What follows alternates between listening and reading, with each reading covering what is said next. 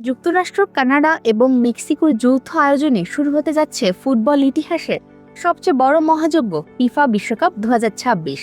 48টি দলের এই বিশাল টুর্নামেন্টে এবার সর্বমোট 104টি ম্যাচ খেলা হবে। আপনি যদি আমেরিকায় বসে টিভি বা ওটিটি প্ল্যাটফর্মে প্রতিটি ম্যাচের লাইভ অ্যাকশন উপভোগ করতে চান, তবে আপনার পকেট থেকে ঠিক কত ডলার খরচ হবে? আজকের এক্সপ্লেইনারে আমরা সেসব নিয়ে কথা বলবো। সাথে থাকবো আমি রিম্পি সানা। আমেরিকায় 2026 বিশ্বকাপের অফিসিয়াল ব্রডকাস্টার বা সম্প্রচার সত্ত্ব পেয়েছে মূলত দুটি নেটওয়ার্ক। ইংরেজি ধারাভাষ্যের জন্য ফক্স স্পোর্টস এবং স্প্যানিশ ভাষার জন্য এনবিসি ইউনিভার্সাল। কোনো কেবল কানেকশন ছাড়া ঘরে বসে সব ম্যাচ ডিজিটালভাবে দেখতে আপনার সামনে বেশ কয়েকটি দুর্দান্ত ও সাশ্রয়ী বিকল্প রয়েছে।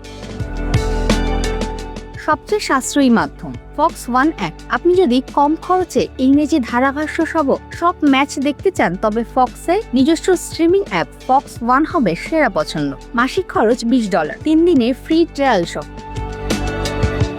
পুরো এক মাসের বিশ্বকাপ মেয়াদের জন্য তারা মাত্র $39.98 একটি 3 মাসে বিশেষ সাবস্ক্রিপশন প্যাকেজ দিচ্ছে, যা আপনার খরচ আরও কমিয়ে দেবে।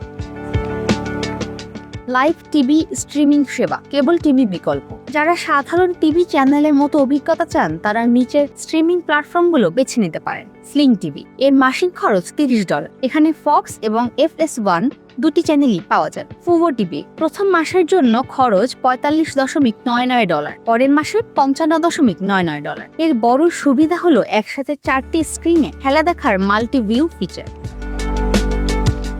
ইউটিউব টিভি স্পোর্টস প্যাকেজ, এর জন্য আপনাকে প্রতি মাসে $65 খরচ করতে হবে। স্প্যানিশ ভাষায় দেখার খরচ। আপনি যদি স্প্যানিশ কমেন্ট্রি পছন্দ করেন, তবে পিকক প্রিমিয়াম সাবস্ক্রিপশন নিতে পারেন। মাত্র $10.99 মাসিক খরচে টেলিমুন্ডো এবং ইউনিভার্সাল এর সৌজন্যে 104টি ম্যাচের সবকটি লাইভ দেখতে পাবেন।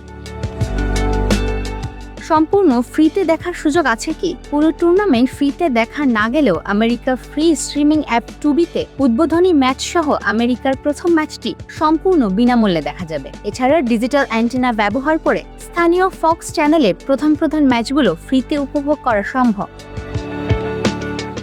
সংক্ষেপে, আমেরিকায় বসে সম্পূর্ণ বৈধ উপায়ে বিশ্বকাপের প্রতিটি ম্যাচ দেখতে আপনার ন্যূনতম $11 থেকে $20 খরচ করতে হবে।